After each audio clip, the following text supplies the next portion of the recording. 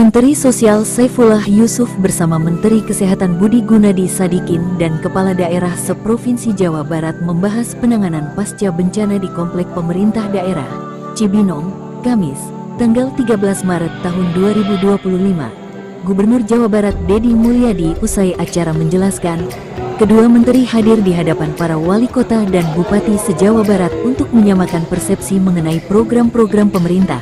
Menteri Sosial membahas penyelesaian persoalan sosial dengan pengelolaan PKH atau Program Keluarga Harapan (PKH) yang tepat, dan Menteri Kesehatan menyampaikan penanganan kesehatan masyarakat setelah bencana banjir di sebagian wilayah Jawa Barat. Dari Kabupaten Bogor, redaksi The Best News TV mengabarkan.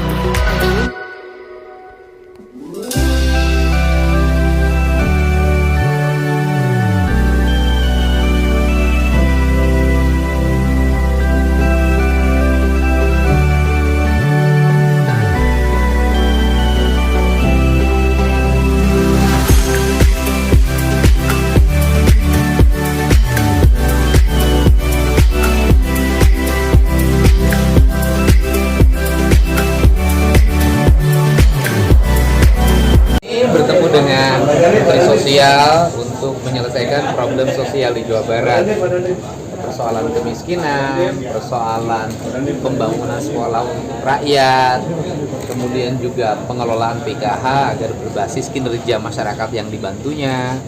Kemudian ketemu juga dengan Menteri Kesehatan untuk bicara penanganan pasca banjir, kan mitigasi setelah banjir biasanya tumbuh penyakit, kemudian juga menurunkan angka stunting, kemudian menurunkan angka gula atau diabetes, angka stroke, angka gagal ginjal, darah tinggi, jantung, stunting, kemudian kematian ibu dan anak yang masih tinggi. Nah, seluruh rangkaian itu kan harus dibuat dalam kerangka dan kinerja yang sangat memadai. Sehingga Bogor ini pusat loh dulu, ini pusatnya kerajaan Sunda.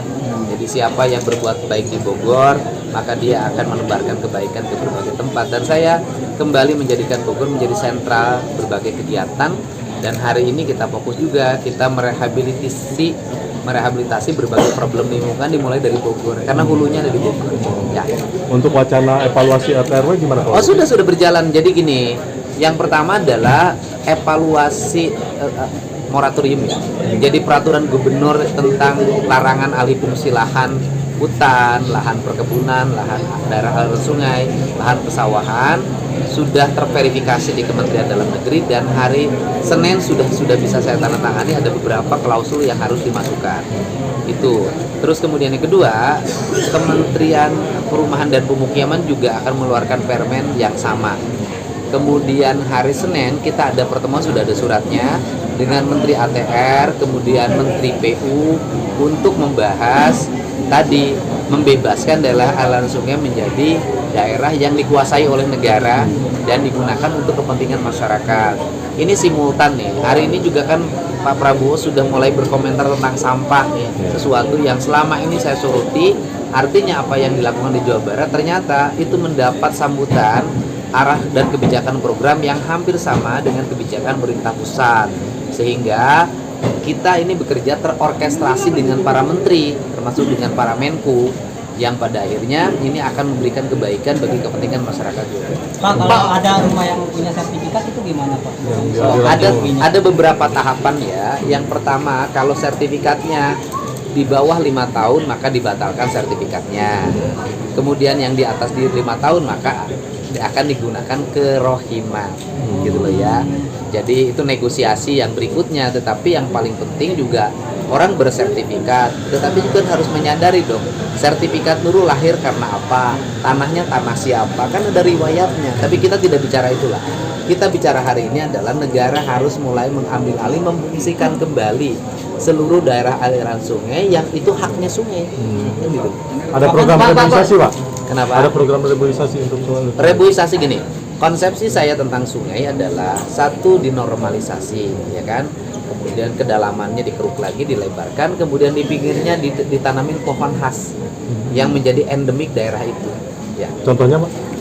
Bogor apa coba pohonnya? Kawung. Nah, bisa kawung. Citerep ya pohon terep. Kan gitu bagus kan? Gitu. Cileunyi ada nggak pohon leunyi? Terkait itu kapan berlakunya Pak untuk yang dilibatkan? Oh, Senin ditandatanganin. Kalau Senin diputuskan ditandatangani ya bisa saja. Kan berikutnya tergantung pemerintah pusat bentuknya mau apa. Pak, kira-kira luasannya yang bakal ditampilkan Sesuai dengan bentangan sungai kan ada aturannya, ada aturan bakunya ya. Kategori-kategori sungainya kan ada. Oke? Gitu loh, kalau bicara peninggalan kerajaan Sunda apa sih di Bogor selain batu tulis? Hutan. Berarti sampai nangis kemarin itu gara-gara Ya hutan loh, karena bagi saya hutan itu nilai-nilai spiritualitas. Dia menjadi pusat ekosistemnya kehidupan manusia. Masa pusatnya diinjekin kan nggak boleh. Karena gini loh, saya ngomongin ilmu deh. Kata orang Sunda, hutan tuh ada 4. Itu leuweung tuh. 1 ada leuweung tutupan. Itu leuweung yang tidak boleh disentuh, disebutnya Taman Nasional. Ya kan? Kemudian leuweung titipan. Ini namanya di bawah Taman Nasional itu hutan lindung. Yang ketiga, leuweung awisan. Kan gitu loh. Ini cadangan. Kalau yang keempat sudah habis, namanya leuweung garapa. Nah, jadi ini area-area kalau dalam bahasa saya area sakral yang tidak boleh diganggu. Jadi saya nangis kenapa? Kok kamu enak saja sih area yang kita sakralkan diganggu? Kenapa? Karena ini pusat ekosistem di sini. Jadi kalau ekosistem ini diganggu, maka nanti terganggu seluruh lingkaran ekosistem. Nanti lahir penyakit segala macam. Itu. Nah, jadi bukan jurig ya. Itu ekosistem. Nah, dulu orang tua dulu, leluhur kita belum bisa menerjemahkan dalam bahasa ilmiah hari ini. Kenapa? Ya, kita berfokus areal yang semestinya jadi hutan kembali jadi hutan. Tetapi juga areal yang bisa digunakan untuk garapan tadi, yang ada masalah. Yang tidak boleh nih, orang garapan tidak boleh masuk ke areal tutupan. Kan ada aturannya gitu loh. Pak, soal aset strawberry itu mau ditindaklanjuti. Siapapun, saya tidak mau ngomong orang, siapapun yang melanggar, satu, kan izin sudah terbit nih, ya kan? Karena izin sudah terbit, maka saya sekarang Pemprov Jabar akan membuat tim evaluasi perizinan di seluruh Jawa Barat yang menyangkut aspek-aspek alih fungsi lahan. Tim evaluasi ini terdiri dari para pakar di bidangnya, dari berbagai perguruan tinggi. Kita akan melibatin UI, ITB, Unpad, Unpar, Maranatha, dan perguruan tinggi lainnya. Kemudian rekomendasinya itu akan kita sampaikan ke Kementerian Lingkungan Hidup. Lingkungan Hidup punya kajiannya. Makanya saya meminta ke Menteri Lingkungan Hidup hari ini, mumpung masih tepat, mumpung kegiatannya masih berjalan, mumpung masyarakat lagi memberikan dukungan, berikan evaluasi yang tepat dan jelas. Sampaikan rekomendasinya kepada para bupati, agar para bupati wali kota kalaupun mencabut izin ada dasar pijakannya.